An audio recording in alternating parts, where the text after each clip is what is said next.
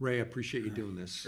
You know, one of my favorite parts of being Trek chairman was getting to know you better. And one of the things that I enjoy is because I mean we've known each other, but haven't known each other well. I'm going to be your neighbor, which is kind of exciting. But is I really think you're creative. I have watched and we've kind of looked at a few things together. Haven't done anything yet, but I really admire the way you kind of dissect a deal. I think you're very thoughtful in what you do and very creative. So I appreciate you taking the time. And I would like to make this as much as an open dialogue as possible because people are just kind of want to know more about you. So personal, tell us about wife, kids, family.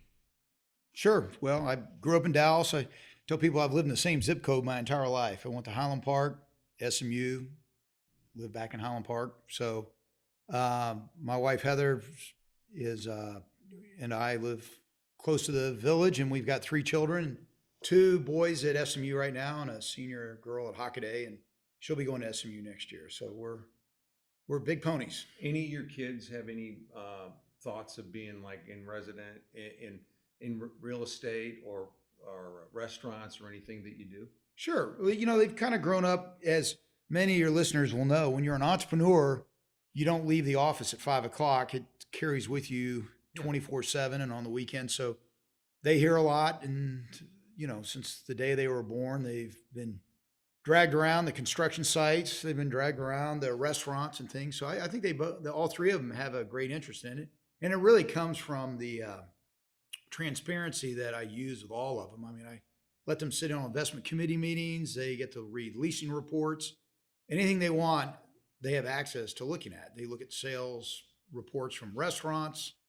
And so I think that has spurred, you know, a fire in all 3 of them without it being shoved on them, that they have access to it and can look at. And, you know, who couldn't be excited about wanting to go in the real estate business or the restaurant business? Exactly. And do you think out of college they'll come directly into the business, or do you know? You know, we haven't talked about it yet. My oldest is a senior, and they, you know, they really need to go out and do what they want to do and go after their passion. We're not forcing them in any business, but, you know, if they have a fire for it. My oldest is a real estate major and finance major at SMU and loves the classes with Chuck Dennis and I think that, and Joseph and all the rest of them. Joseph's done this. They do an incredible job of really, you know, exciting the kids on the way they teach. So SMU's done a great job.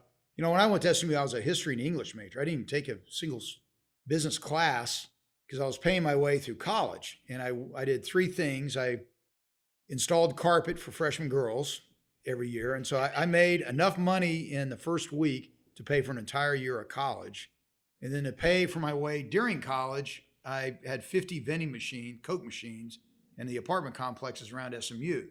And each machine, I'd make about $100 a week selling Cokes. And that, you know, I was making. So you were always an entrepreneur from day one. Oh, yeah. And so how did you morph from history major to real estate restaurant? How did you get there? Well, it was interesting. My mother went to Cornell. My father went to Williams College.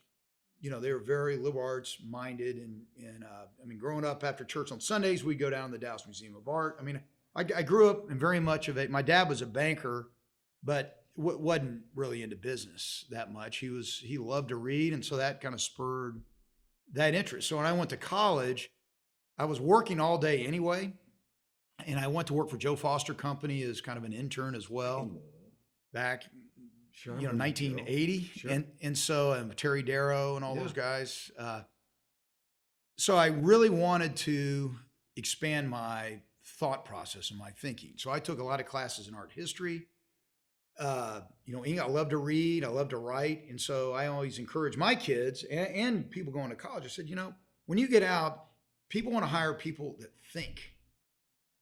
And coming out and just saying, I've got an accounting degree or a marketing degree or something, you're going to get retrained by no matter who you go work for. Right. And it used to be, you know, the best people in real estate were people that had trained at IBM or Xerox or somewhere else. So they never knew they wanted to go in the real estate business. They know they wanted to be in sales. And so, but they missed the whole opportunity in college to learn about, you know, the greater world that's out there. And so that's why I didn't take any business classes, because I wanted to learn. I did take one. I took a construction class because one summer I worked in construction because I wanted to learn the construction business.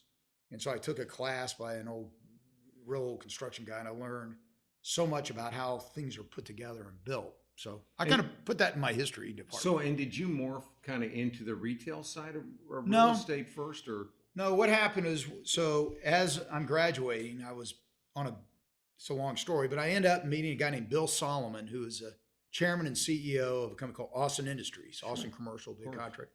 And he asked me to come work for him when I got out of college. Literally the day I graduated on Friday, I started with him on Monday. In Austin Industries, this is at the time, 1983, Dallas was booming. Right.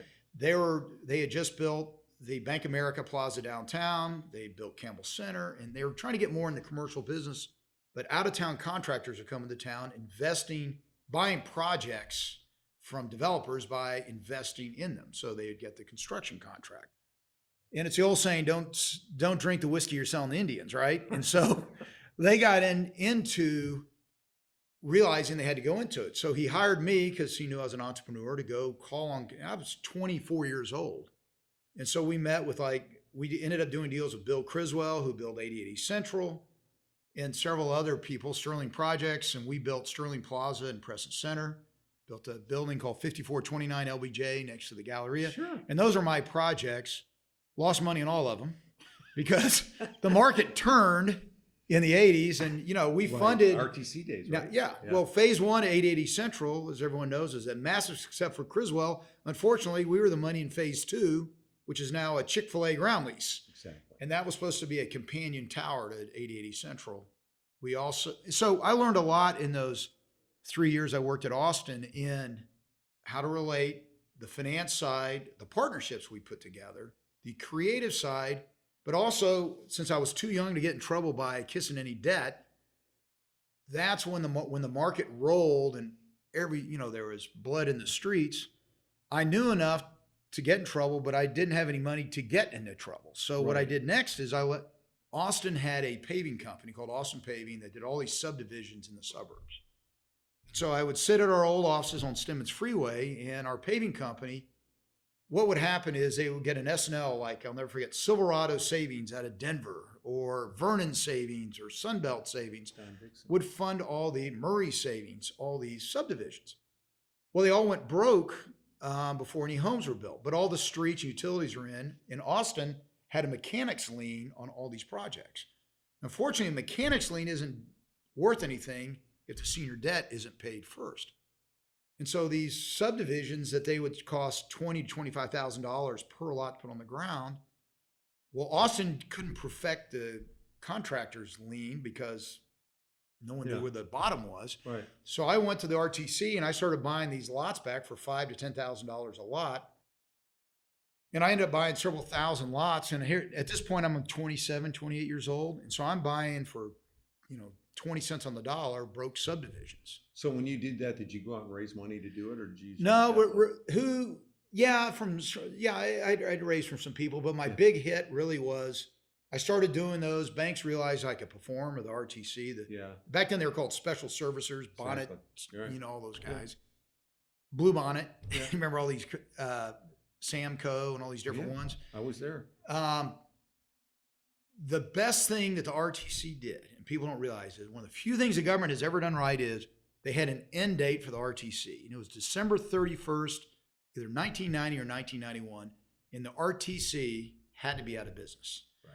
And so what ended up happening is they took back hundreds of billions of dollars of properties around the country, but they had to have them all liquidated by one date, and then it was over.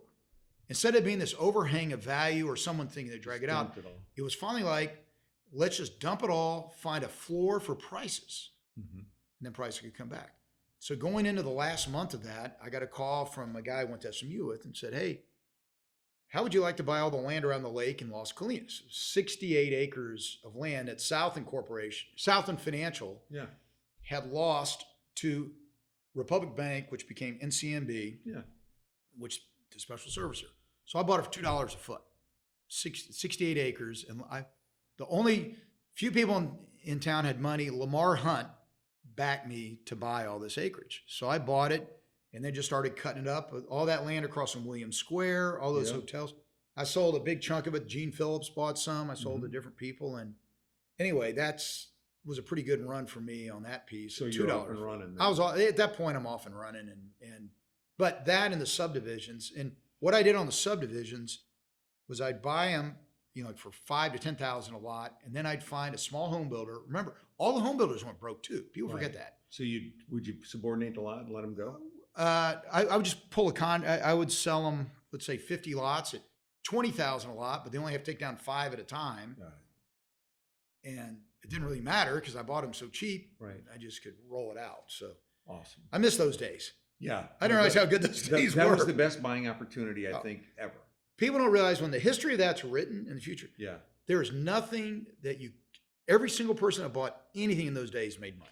I remember selling a building at Keller Springs in the Tollway, the 2 Half Moon buildings there, for $10 a foot. It was a brand new building in shell with sheetrock and lighting and every stack on the floor, $10 a foot. Yeah. And they thought they were paying too much. Right. Right. Because you didn't have any tenants. Right. Well, everybody was worried that it would never recover. That's right. And I think after that cycle, that's one thing that I know it's always going to recover. You just never know when, but it's going to come back. It always will come back. Yeah. Okay. So what you're best known for, one of the things I think, 2 things are Mi Casina and obviously Highland Park Village. Mm-hmm. So Highland Park Village. Sure. I admire what you've done here. I think your vision, your creativity, everything you've done here, I think a lot of people thought you might have been overpaying when you did it, but nobody had the vision you had. Mm-hmm. So I would love 5 minutes on like what your thought was going in. It's irreplaceable real estate, but did you always have a view of where you were going to end up, or has that just kind of evolved? Well, as I said earlier, I lived in the same zip code my whole life. Right. And so I grew up in the Highland Park Village. I was a tenant here for 20 years before with Mi Casina. And it's a long story on how it came to me, but it wasn't on the market. The Millers had selectively showed it to people out of market, to buy it, but it wasn't in any kind of package. And when I had the opportunity to look at it at the pricing that we looked at, it did look like a big number, but it's kind of like the Dallas Cowboys. Everyone wants to own the Dallas Cowboys, but Jerry Jones will never sell it. So you never even think about potential owning. In that same, I think every real estate person in Dallas would have loved to own the Highland Park Village. No one ever thought the Millers would ever sell it. Right. But remember, that was a time when Lehman Brothers was going bankrupt, Bear Stearns was going bankrupt. No one could get any financing. And so that's another reason, especially in the Dallas market, everyone was scared. Everyone pulled the horns in. So being Mi Casina here, I realized over the time period that CapEx hadn't been reinvested back into the village over the years. Things like sewer lines, trees, different landscaping, just a lot of stuff hadn't been done. And the rental rates were incredibly cheap. The rental rates when I bought it, the average was $36 a foot. Okay. The reason was the previous owner didn't want to give TI. They'd rather give you cheap rent and you pay for your own TI. So when I built Mi Casina here, I beat out everybody else because I just took it as is. Right. They didn't give me any TI dollars but a lot of tenants wouldn't come in without getting TI. So I think a lot of deals were kind of lost. And so when I bought it, I knew it needed a major TLC to it. So the day we bought it, leading up to it, 2 or 3 weeks beforehand, things were dirty. Windows were dirty. There were bird things on the awnings and stuff. And I was like, well, why isn't this cleaned up? And I asked the manager, he said, well, it's a tenant's responsibility to take care of their own storefront, their own awnings and stuff. So I went out and bought a power washer. And the day we bought it, the next morning, before the tenant showed up, we had every storefront power washed. We had every awning clean. We'd replaced all the plants, and the tenant showed up next day, and they knew a new sheriff was in town, that we were reinvesting into the center. So I knew, first of all, it needed a big cleanup. Right. And so we started that, and then we started investing into infrastructure. All the trees you see in the parking lot, I planted all those within the first 30 days of owning the center. Mm-hmm. Those things started sending a marker out to the community that, things were changing. Then we embarked on a marketing program. They had a half-time marketing person before that. We now have 8 people in a marketing department today. Do you really? And so we started putting out fashion magazines and a lot of things really not to the Dallas customer. It was to the New York customer. Right. And our customer in New York was the real estate and CEOs of the biggest brands to know we were serious about being in the top rung. Now, I did inherit some good things. We had, Hermes was here, Chanel. We had some high-end tenants. So we decided we're just going to go for the top, Right. The best of the best. And did you start moving rents day one? It's funny. The first Banana Republic was in here paying $35 a foot, and they had 8,000 feet between the theater and Honor Bar. First thing we did was they came to us and they wanted their rent knocked down 10% because the economy was bad. And I was like, no, you guys are going the wrong way on this one. Right. And so we didn't renew their lease, and we cut it up into 5 spaces. And we initially put the first space out at $50, and that hit. And then the next space we put out at $6. We kept testing the higher end of the market. And it was interesting what we found when we finally hit around $100 a foot, which is about a year later. It went from the real estate department of the high end, tenants to the CEO, because they're like, wait, how does this guy go from 30 to 100? Right. And the head of the real estate department of, these big brands will walk in the CEO and said, if you want to be there, and so they would want to come meet with us to say, well, how can you possibly ask that? And we showed them what all we were doing, and it helped. My brother-in-law, who a lot of people know, named Stephen Summers, Sure. just really fell in love with marketing to high-end retailers. So he spent a huge amount of time in New York, Milan, Paris, the fashion shows, and really most of the high-end fashion brands, whether it's a Beretta, a Chanel, Goyard, they're all owned by families. They want to do business with families. Got it. And so versus Simon or Taubman or the big malls. So that's one thing the Nashers have done a great job with at North Park. They're family to family, and we're family to family. And so Stephen did a great job of really bonding with these high end. So you moved rents from 36 to $100 in the first year. Yeah. Now we're at over 300. You're at 300. Yeah. Our last deal was at 300. Are you giving finish up? We'll a white shell. Yeah. Well, now we don't have to. We get it to that point. But this in the next 2 weeks. Right now we're mid-September, and October. Rolex will open. Van Cleef will open up. We've got Peter Millar is going to do one of their. That's the other thing. We have a balance here we have to maintain. And since we're family owned, I think that's one thing you do really well. So you go pick who you want in here. Yeah, well, that's right. And since we're not selling the center, right, we plan on this being a multi-generational hold. We prefer to do very short-term leases, really? As short as we can, because I'm not so sure that brand's going to be hot 10 years from now. Or 20 years. So if they're not, you can move them out and replace them out. And so between Mi Casina and going down the Anthropology, that's all hometown retailers. People might not realize it. You walk down there, it goes Mi Casina, Madison, Hadley's, Leela Rose, Dino's, all the way down. So that's when people walk in here, those are all one-of-a-kind stores. Yeah. Then we mix in the high-end brands. Then we have things like the barber shop. People that really can't pay rent. Dino's a cobbler. Dino's is great that you've kept him. But if I was a REIT trying to get squeeze the highest rents out of everything, I end up getting higher rents from the few at the top, which balance out because I do lower rents for some of the others that we need to have. But you get these guys that are coming in and spending big money on finish out to do short-term leases because they want to be here. They want to be here. And, some of them, if they put huge money out, or if it's a brand I know will be here long term, I'll do that. But the smaller kind of startups, we prefer to do the shorter as we can. Yeah. And so anyway, that's the balance. We had, we knew Tom Thumb was paying $20 a foot in 20,000 feet. And so we took that and cut that into, we took our storefronts from 62 storefronts to 88 storefronts. So it's a much more interesting shopping experience because when Tom Thumb was there, it was one long block of just a solid front. Mm-hmm. And now we've got, I think it's 8 different storefronts carved into that. And it's a much more interesting deal. And we're trying to get production. We don't like signing 10 up unless they can do at least 3,000 a foot in sales.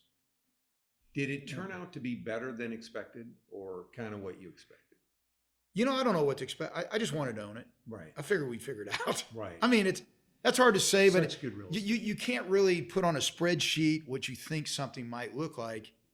You just got to look at. I bought it on like a 4.5 cap, probably, or 5 cap, But on today's rents, you bought it on like a 15. We took sales from 70 million the year we bought it. This year we'll do over 400 million in gross sales for the whole village. The other thing is we got rid of all the office tenants except for ourselves to just free up. If you're not incremental to the shopper's experience, we don't want that tenant. Yeah, I think that's. And so we had an executive suite above Starbucks, which we got rid of because they're guys like you and me that aren't shoppers that are taking up my parking. So that's why we put Park House on top. And that was another thing that moved the needle for us. You know, non-credit, startup. But great experience. Great experience. We knew John Scott and Brady Wood well. We knew they could perform. Yeah. So if we were a national REIT or would you have put a Park House up there? It's 20,000 feet and taking that risk? No. But we were willing to gamble. Yeah. Because we knew the guys personally and we knew they could make it work. Great move. One of the things I thought was very also creative is when COVID hit, you immediately started working on your parking lot. Yeah, that was a good story. So in March of just 2020, right. You know, the world was closed down. I walked to work a lot of days. So I walked up here and not a car was in the parking lot. It's like, you know, we've been talking about paving this parking lot. So we called the town and said, I'll never get another opportunity like this. And they said, go for it. And so the town was very supportive and worked with us on permits and stuff. Our hardest problem was getting the brick because the brick factory closed down. So we had to get brick from a lot of different places. But the reason we had to dig it up, this center was open in 1931 and all they did was overlay the parking lot. So it was about 2 feet thick of overlays for, 85 years. Ripped it out. We put in all new underground utilities, new electrical lines. We got all that done. Now I need another pandemic to finish the south side between Me Casino and the other side. Because we've got the brick in, and we're just waiting for the time to do it. And do we do it in strips? I'll never get another chance to close that whole side. Well, and it seemed like you got them in here like from idea to activity in weeks. It was pretty quick. Yeah, we started, mid-March. We're done by mid-July. We got after it. But everyone knew we had to get it done. Right. And so I was here every day it is construction. You just got to pound it out. But we got rid of all the curbs. It made wider sidewalks. We put in all new trees, new irrigation systems. It's spectacular. It's beautiful. Yeah. Okay, restaurant business. How'd you get into restaurant business? I was young and naive. Yeah. Best way to get in any business. Again, like the village, I had no thoughts of ever being in the restaurant business. And one day I was a customer of Mia's on Lemon. This is 1990. I was 30. Yes. And Miko Rodriguez was my waiter. His dad was in the kitchen and his mom was in front. The original Mia's, not the one that people know of today, but the original one was next to a fish store up, and it wasn't as big as a conference room. Right. And Miko called me one day and said, hey, I want to go in the restaurant business. I was like, well, why? He goes, well, my parents keep firing me and then rehiring me and firing me and rehiring me. I don't want to get fired ever again. So he came over and we leased some space at Preston Forest and opened the first one for $77,000 in June 6, 1991. And that store is still there today. We've expanded it now probably 5 times. Now I can't build one for less than $1.5 million. Right. I don't know what happened. Right. And what we did on Mi Casina that made it different, because, there's so many Mexican food restaurants in town. And I give this to Miko's brilliance, because the thing he didn't like about Mia's and Mexican restaurants at the time is you used to get the iced tea in those huge plastic tumblers. Right. You usually got it served on plastic plates. You had a paper napkin. Right. You had a plastic tablecloth, and all those things. Just imagine. Do a better experience. Everything was kind of, so he was like, let's serve the same food. I mean, quality food, but on china and on knives. And so one thing on my kids, I don't care what restaurant we ever go into, there are 3 things they have to notice and tell me about when you go in there. What's the temperature like? What's the lighting like? What's the music like?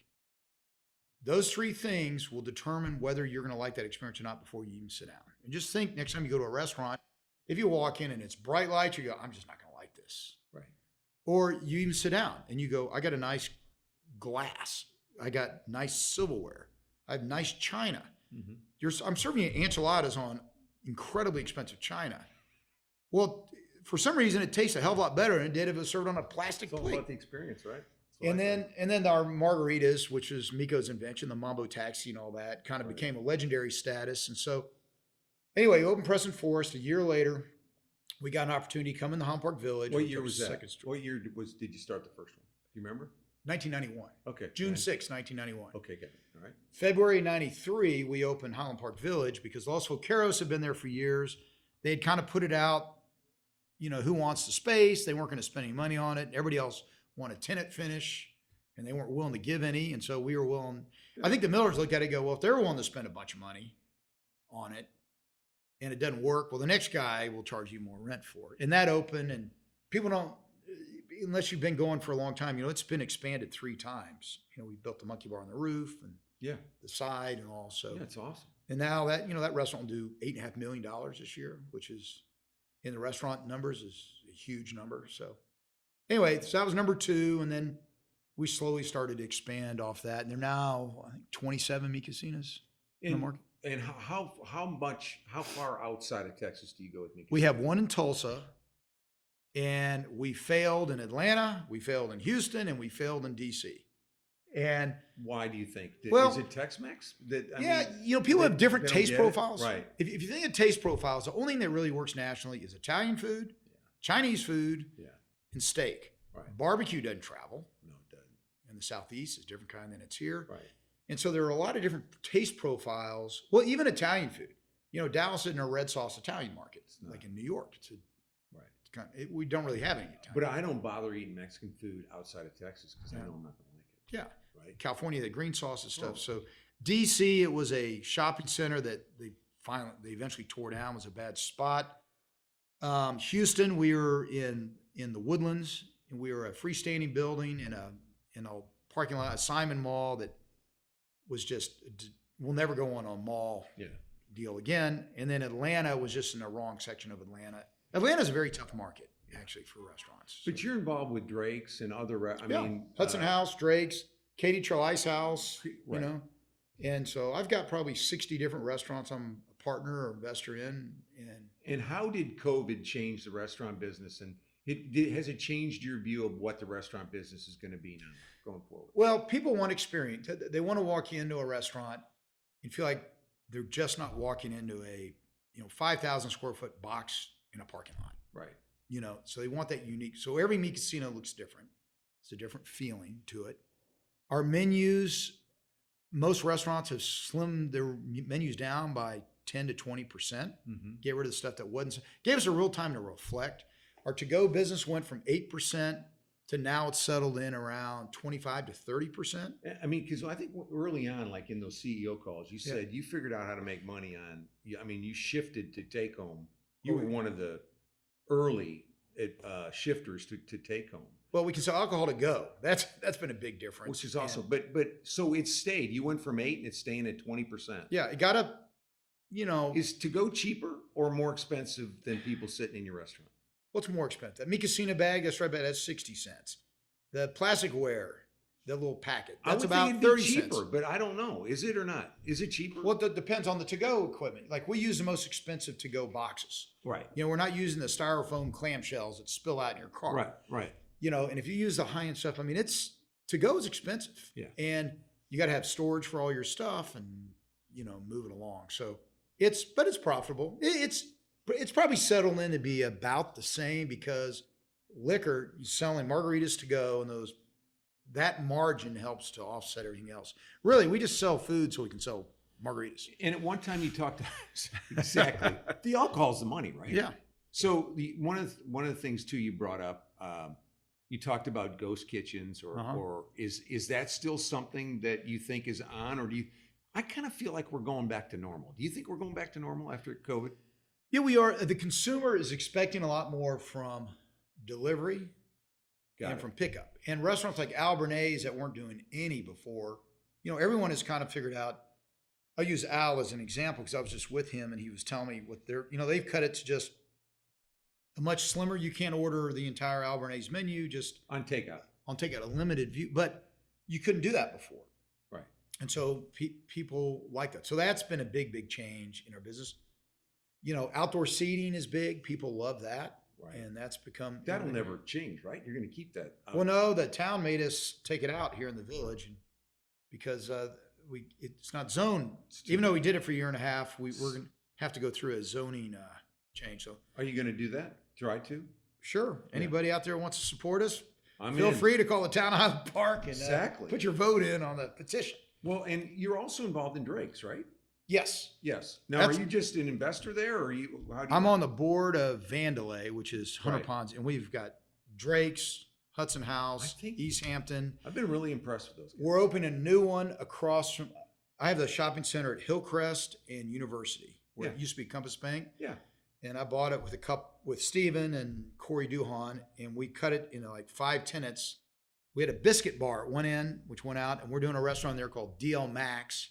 That'll be the best sellers from all of Hunter's restaurants, the pizzas, the pastas, the stuff, and that opens next month. Awesome. So that'll be interesting to see how that does. So right across from the law school, SMU Law School. Right. So I have fun in these deals. Like Katie Cho Ice House was my best friend from high school, and came to us, and that was an old bombed out building, and back that, and I mean he's going to do $15-16 million this year out of Unbelievable.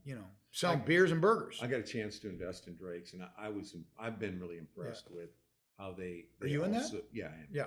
How they actually I put my kids' trust in them, Yeah. my 2 kids, but how they maneuvered through COVID. I thought they were really thoughtful Yeah. in what they did and how they ran their business. So he's doing another one in Hollywood. I saw that one. I'm going to do that one too. So anyway, Hunter's got a very good model, and then Doug Brooks and myself are kind of not really board members, but more mentoring advisors, I guess. Okay, so you got a lot of young people going to listen to this podcast. So when you were getting started, you had all these big ideas. Your Coke machines. I love the entrepreneur spirit you have. Mm-hmm. Best advice you could give a young guy, because I have all these young people come to me. They have lots of wants and goals, but no money. Mm-hmm. And any advice you can give anybody, like I always tell them, I think it's relationships. You got to try to meet the right people. You want to get on as good a team as you can to build your resume, because I think young people, it's hard for anybody to give them any money, any significant money. But how does a young guy get started as an entrepreneur in this business? You have any recommendations? Well, first thing you got to realize, from a guy who paid his way through college, is failure is not an option. Right. Okay. It's not over until you quit. Yeah, and there are a lot of people that can look at something and go, "Well, life's been pretty good. I've had my parents pay for everything. I'm going to go start my business. If it doesn't work or something," they just walk away. Right. And just think, "Oh, I'm going to walk away, go do something else," not realizing I've had businesses I've invested in, they've been failures. Yeah. I've lost a lot of money in them. They have not worked, but we ran that ball out, all the way, because you have no idea. If you don't have that mindset, that's a problem. 2 is you got to find where your passion is. And as an investor, and you've invested in a lot of deals, if someone comes in to pitch me something, and part of the passion is knowing everything about what they're trying to get you to go into. If a guy wants you to invest in, he's coming up with a new fashion magazine. And why? Well, because I get to hang around a bunch of models or whatever. It's like, no.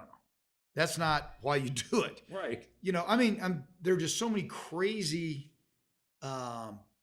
ideas out there that come up with, but you got to have the passion. You got to realize you can't fail.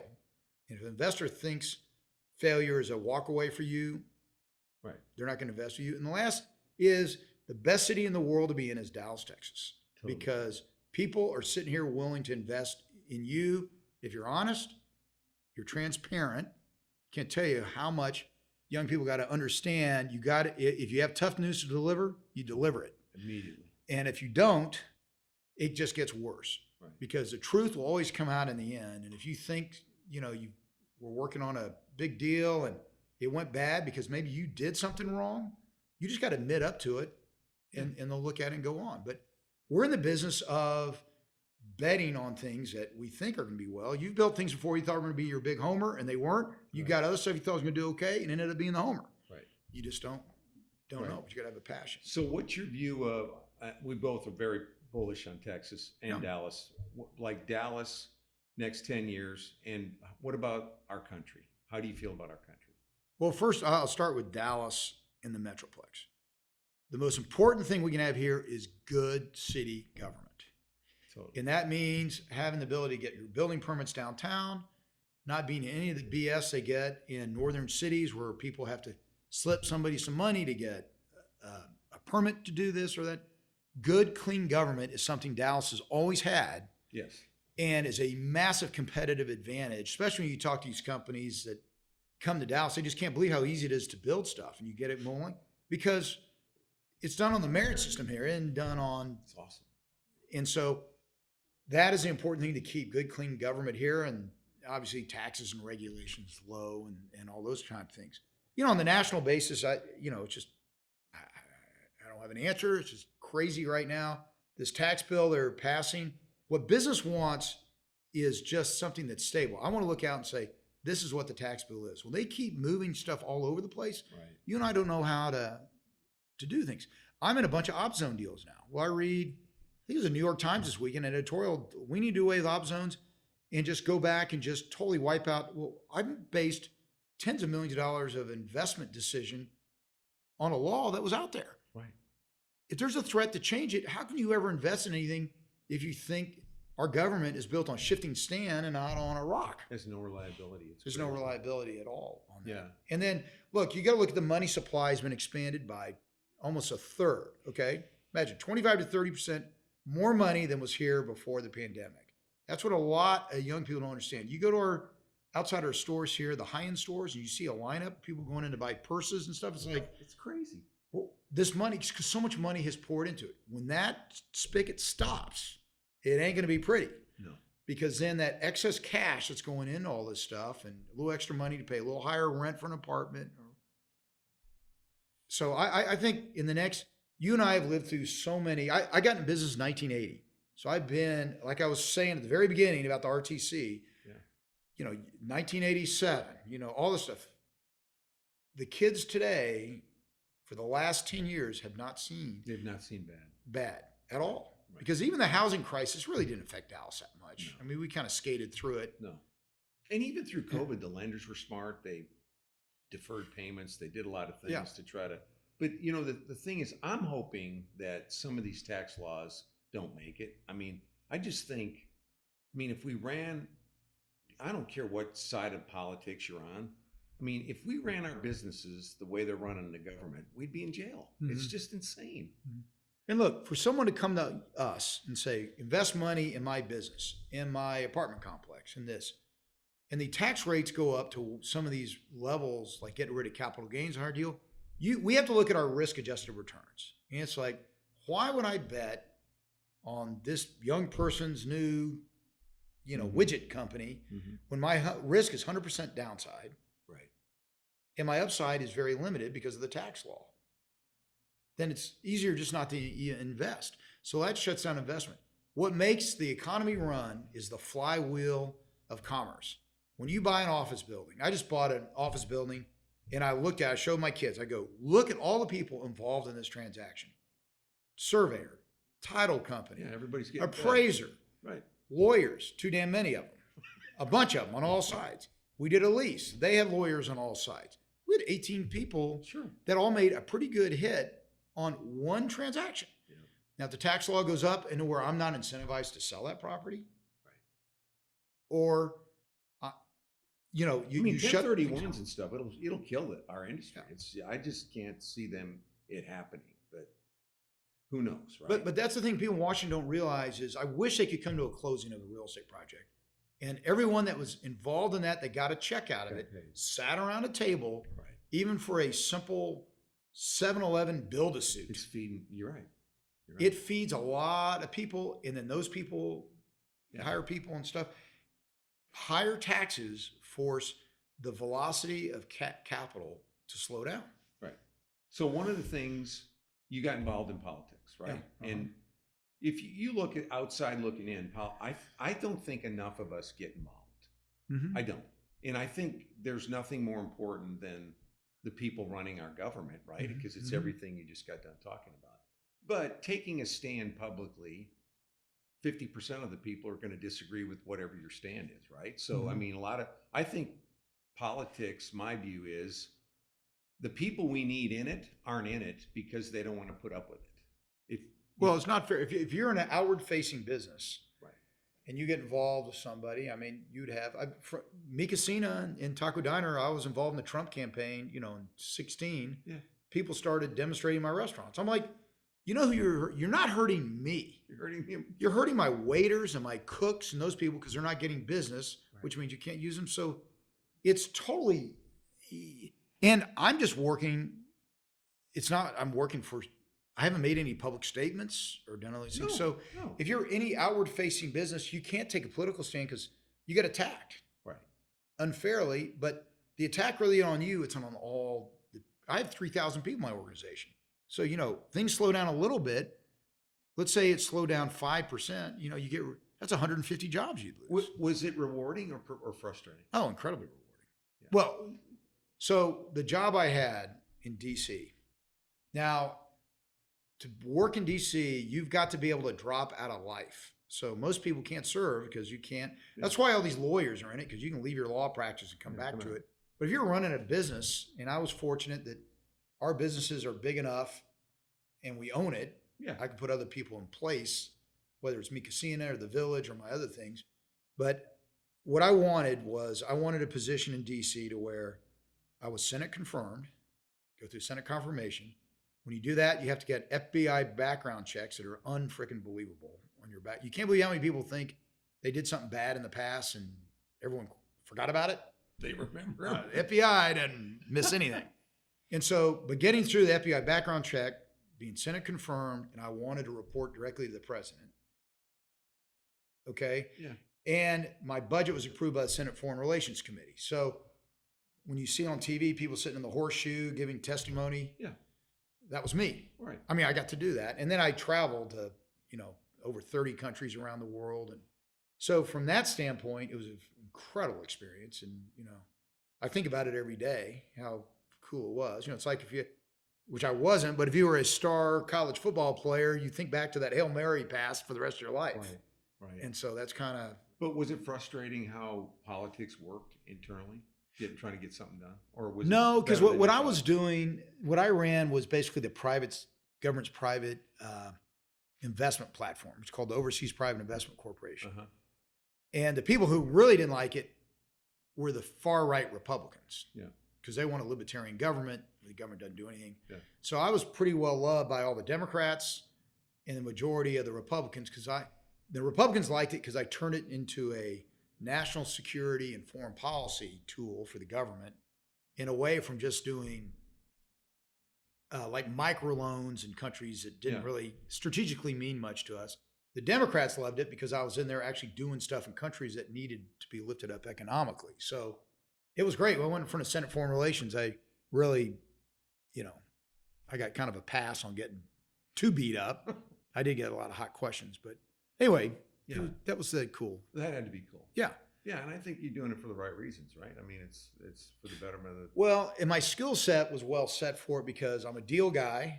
Yeah. We did business in 180 countries, and to really have any influence, if anybody on this ever wants to serve in government at the highest level, like cabinet position, I was sub-cabinet, people have to perceive you have a direct line to the president. Because if they don't perceive that, real or not real, that you have that, then you carry no weight at all. Because otherwise they'll sit and talk to you and you're like, well, I can get that done. And they're like, if they, again, perceived or unperceived, they know you can call the president up and get something done.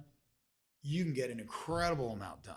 But if they think there are layers between you and the president, you're marginalized. And was when you were dealing with Trump, could he make decisions quickly? Was he a decision guy? Oh yeah, Yeah, absolutely, yeah, absolutely. But I never really had to go deal with him because what we had was a roadmap which they signed off, and I just stayed within the lanes. Right. And then when I needed stuff, I could call over the chief of staff or something and get phone call made or something and get things done. But otherwise, as long as you stay in your lane and you just stay out of the press and Right. There's so many narcissists up there that think they need to be, on the morning talk show, the Sunday morning talk shows and all that kind of stuff. They're the ones that the crosshairs are on. Right. Right. Okay. So what's the most visible opportunity you see that nobody's taking advantage of? You see anything out there? Oh yeah, easy. Oil and gas business. We're real big in. That's not real estate, but Right. No, I've been buying a lot of production and current production, and the reason is, I totally you know, agree. when you've been in the business as long as we have, I totally the agree. money is made where the money ain't. Right. And There's nobody. the Everybody. banks won't loan any money except the kind of smaller, regional banks and things like that. But if you try to go to Bank of America or Wells or JP Morgan, they've all shut the energy window, and they've come out, Jamie Dimon, we're not doing any more fossil fuel loans. Well, how'd you get to the office today? Right. In a car. Right. Well, I got an electric car. Well, guess what fueled that? Electricity fueled by what? A natural gas power plant. I mean, that's what people have lost. So we've been buying. It's unbelievable. There's just not much competition out there. It's hard to find the deals because the sellers realize there are very few buyers. And so they want to hold up a high price, but eventually, without buyers, prices are going to have to come down. So, oil is going to have to go back to $100 a barrel because think it's rigs got are to. getting laid down everywhere. Right. But anyway, I'm spending a tremendous amount of time in that area right now because real estate, the problem for us, you're a value builder. You build spec buildings, so you're creating value building it. Buying an existing property on a 5 cap or something and think you're going to squeeze more money out of it, I get it. it's very difficult. And when the tide goes back out, when rates go back up, there's going to be a lot of carnage. So to your, I'll just warn, especially the younger people listening to this is not going to end nice. No. It's not. And I don't know if we're in the 9th inning or we're in extra innings or how many extra innings there might be in this ball game. But when the music stops, it's bad. Yeah. And rates only have to go up 100 or 200 basis points to where a lot of these projects that everyone thinks they're buying, they're going to add value. Now, we're blessed in Dallas with all the job growth and people coming in here. You own an apartment complex in a no-growth city like Memphis, Tennessee, or a Little Rock or Jackson, Mississippi. You buy at these low rates where you're not able to push stuff and you don't have the new job growth coming in. That's my view. So your view is there's payday. We're all going to pay for this at some point. Yep. I agree with you. But Dallas will probably be less affected than most. But it's still going to be affected. Remember, the only thing that sustained us is job growth, new kids moving in the market, Right. job growth, and rent growth. Rent growth comes from demand. Demand comes from job growth. Right. If that slows down at all, then these apartments who are rents, and we own a lot of apartments that keep going up and up and up. They're only going up for one reason. Yeah. More people are moving here. Okay. So when your career's over and you look back on your career, what's important to you? I know you're not a guy that cares about, you're not doing anything other than what you think you should do. You don't care what anybody, I'm not saying you don't care what people think, but you're not doing it for what they think. So when you're done, what's important to you that you've accomplished or done? Professionally? And in your life? No, I know it's cliche-ish, but good husband and good father, but Right. I get, fortunately, with my kids going to SMU, I get to spend a lot of time with them. Yeah. And I love that part about my kids deciding to go to there. SMU? It's Yeah. great. Yeah. They're gone, but they're not. Yeah. And so I love being able to see them. Our deal is they have to call us. We're not going to call them. And I like to play golf. My boys love golf, and they'll call up like after the Cowboy game last night, Dad, let's go play 6 holes. Mm-hmm. And boom, I'm done. So I am fortunate I'm in the part of my life I can make my schedule totally flexible. I've hired really good people that I don't have to be there. Right. And,